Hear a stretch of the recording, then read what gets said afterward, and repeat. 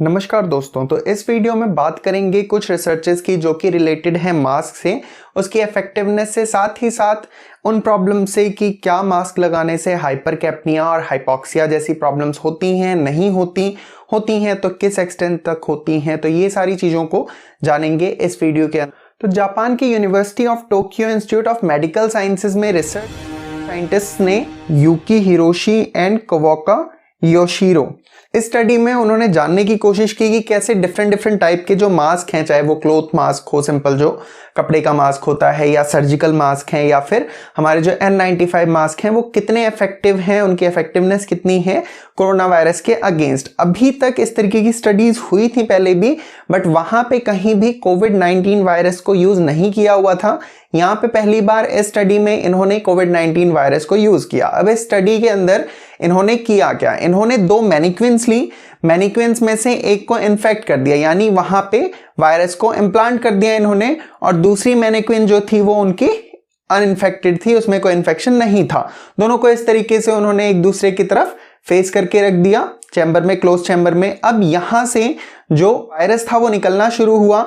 दूसरी वाला मैनिक्विन जो था उस पे उन्होंने डिफरेंट मास्क को लगा के देखा। तो सबसे पहले उन्होंने यहाँ पे लगाया क्लोथ मास्क को, कपड़े का जो सिंपल मास्क है उसको लगाया, और यहाँ पे जो रिजल्ट आया वो ये था कि कपड़े का मास्क 17% तक इन्फेक्शन को कम कर देता है, मतलब जो रेट ऑफ इन्फेक्शन होगा वो 17% तक कम हो जाएगा। वहीं पे दूसरी बार में यूज किया गया यहाँ पे सर्जिकल मास्क। तो अब इस मैनिक्विन को सर्जिकल मास्क पहना दिया गया, तब ये पाया गया कि जो सर्जिकल मास्क है वो 49% तक कम कर देते हैं रेट ऑफ इन्फेक्शन को। इसके बाद बारी आती है हमारे N95 मास्क की। तो N95 को जब लगाया गया तो वहां पे देखा गया कि ये 79% तक इफेक्टिव है, यानी ये 79% तक इन्फेक्शन रेट को कम कर सकता है।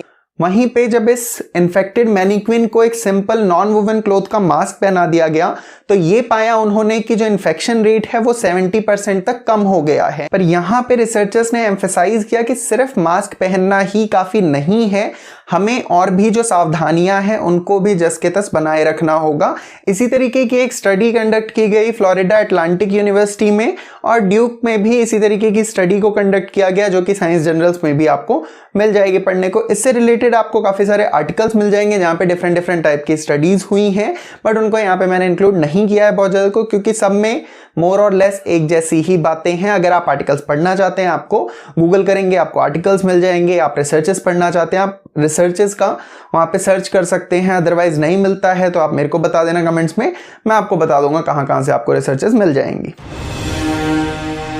यहाँ पे हाइपरकैप्निया को जो भी कोट कर रहा होगा वो 2006 की स्टडी को लेके कोट कर रहा होगा, जिस स्टडी का टाइटल था dioxide rebreathing with close fitting face respiratory mask. इसको कोट किया गया है एक स्टडी की तरह से, एक रिसर्च पेपर की तरीके से, बट ये रिसर्च पेपर नहीं है, स्टडी नहीं है, बल्कि एक कॉरेस्पॉन्डेंट का लेटर है जो कि उसने लिखा होगा अप्रूवल के लिए, या जनरली आप कुछ भी लिख लीजिए, उसको कहीं रिव्यू मत करवाइए, कुछ मत करवाइए। तो वहां पे आपने भी एक स्टडी कर ली है। चलिए हम मान भी लेते हैं कि एक स्टडी थी, तो यहाँ पे जो इन्होंने स्टडी की वो थी क्या, उन्होंने ऐसे 4 एनेस्थेसिस्ट लिए और उनको वहां पे N95 रेस्पिरेटर्स पहना के देखा। जब उन्होंने बाद में उनसे पूछा और टेस्ट किए तो वहां पे उनको मिला कि ब्लड में उनके जो कार्बन डाइऑक्साइड है वो थोड़ी सी बढ़ी हुई है। यहाँ पे ध्यान दीजिएगा, थोड़ी सी, बहुत ज्यादा बढ़ी हुई नहीं है। तो जब सिम्टम्स के बारे में पूछा गया तो वहां पे उनमें कोई हाइपरकैप्निया का सिम्टम नहीं मिला। पे बोला जा सकता है कि उनके ब्लड में जब कार्बन डाइऑक्साइड तो बढ़ा हुआ है ना, तो चलिए हाइपरकैप्निया के सिम्टम्स नहीं मिले, बट कार्बन डाइऑक्साइड तो बढ़ा हुआ है। तो स्टडी के साथ प्रॉब्लम क्या है? स्टडी के साथ प्रॉब्लम ये है कि जो स्टडी का सैंपल साइज है, जब भी हम स्टडी करते हैं तो एक सैंपल साइज होता है, यहाँ पे सैंपल साइज सिर्फ 4 लोगों का है। आप सोच सकते हैं एक बड़ी स्टडी जिसका सैंपल साइज सिर्फ 4 लोगों का है। चलिए इसको भी नेग्लेक्ट कर देते हैं, ठीक है छोटा सैंपल साइज है, कोई बात नहीं, बात तो जो प्रूफ करनी थी वो प्रूफ कर दी इसने नहीं। पर यहां पे दिक्कत यह है कि इन्होंने कंक्लूड करते हुए स्टडी को, आप इनकी जो स्टेटमेंट है वो देखिए क्या लिखी हुई है इन्होंने। Clearly our findings are of uncertain practical significance and further trials would be required employing cognitive and psychomotor measurements and arterial blood gas analysis।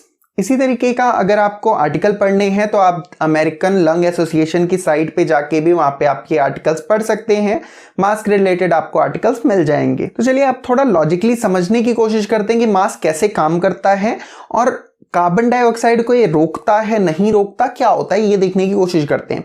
तो जो मास्क है हमारा वो ड्रॉपलेट्स को हमारी रोकता है। अगर मैंने मास्क पहना हुआ है और मेरे को कोविड है या कुछ भी और कोई इस तरीके का वायरल इन्फेक्शन है, तो जब मैं खांसूंगा, छींकूंगा, स्नीज करूंगा, तो जो भी ड्रॉपलेट्स होंगी वो मेरे उसी मास्क में रह जाएंगी। और अगर कोई दूसरा खांसता छींकता है तो उसकी भी ड्रॉपलेट्स अगर मेरे तक पहुंची भी तो वो मास्क की जो एक्सटर्नल सरफेस होगी, आउटर सरफेस होगी, उस पर रुक जाएंगी। तो इस तरीके से ये आपको प्रोटेक्ट करेगा।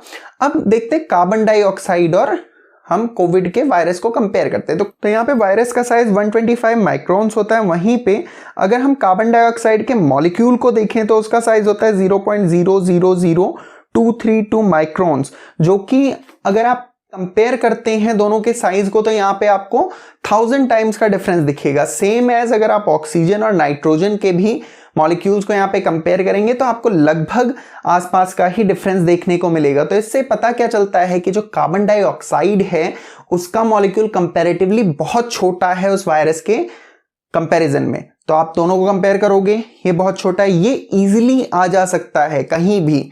तो वो आपका जो मास्क भी है, अगर सिंपल क्लोथ वाला, कपड़े वाला मास्क है तो वो तो बिल्कुल इसको रोकने वाला है ही नहीं। वहीं पे अगर आपने सर्जिकल या इवन N95 भी पहना हुआ है तो कार्बन डाइऑक्साइड को या ऑक्सीजन को वो आने जाने से नहीं रोक। जब कार्बन डाइऑक्साइड मास्क से बाहर निकल रही है, ऑक्सीजन मास्क से अंदर आ रही है, गैस एक्सचेंज आपका चल रहा है, तो हाइपरकैप्निया या हाइपोक्सिया जैसी कंडीशंस का सवाल पैदा नहीं होता। किस केस में आपको हाइपोक्सिया या हाइपरकैप्निया होगा? बहुत ज्यादा कहीं पे कार्बन डाइऑक्साइड है, इनहेल कर लिया आपने, वहां पे आपको हो सकता है। आप लगातार बहुत लंबे टाइम तक, लगातार मतलब बहुत लंबे टाइम तक N95 मास्क, वो भी N95 स्पेसिफिकली अगर आप लगा के रखते हो, उस केस में आपको होने के चांसेस हैं। ये नहीं है कि हो ही जाएगा। सर्जन्स वगैरह को अगर आप देखोगे जो काम करते हैं, प्रैक्टिस करते हैं, कई बार 9-9 घंटे, 10-10 घंटे तक लगा के रखते हैं मास्क को, हटाते नहीं हैं। उस टाइम पे भी उनको परकैप्निया नहीं होता। मेरी बात पे भरोसा नहीं है, मेरी नहीं मानना चाहते, गूगल कर लीजिए, चीज़ों को पढ़िए, इधर उधर से देखिए,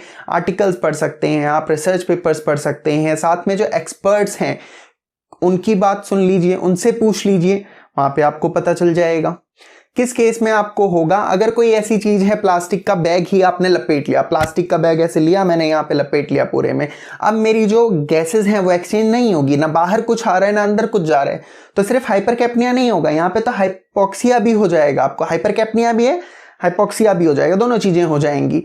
तो उस केस में होगा। बट क्लोथ मास्क है सिंपल, आप ये भी देखो ना, N95 मास्क तो सबको मिल ही नहीं रहा है, सबके पास थोड़ी है, सबके N95 मास्क पहन के घूम रहे हैं।